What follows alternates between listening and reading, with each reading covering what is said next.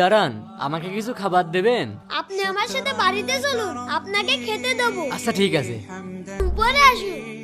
বাবা, লোকটি সারাদিন ধরে কিছুই খায়নি, তাই আমাদের বাড়িতে নিয়ে আসলাম। আলহামদুলিল্লাহ, খুব ভালো কাজ করেছো। এবার খাবারের ব্যবস্থা করো। আচ্ছা ঠিক আছে, এদিকে আসুন। তোমরা খাবার শুরু করো। বিসমিল্লাহ। বিসমিল্লাহ।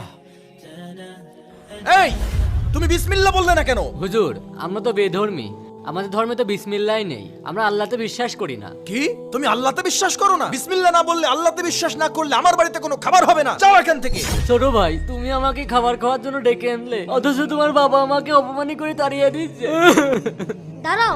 আচ্ছা ভাই, আপনার বয়স কত? 25। বাবা শুনেছো, তার বয়স 25 বছর। 25 বছর তো কি হয়েছে? 25 বছর তিনি আল্লাহকে বিশ্বাস না করলেও আল্লাহ তাআলা তার রিজিক থামিয়ে রাখেননি, অথচ আমরা কে তার রিজিককে ছিনিয়ে নেয়া?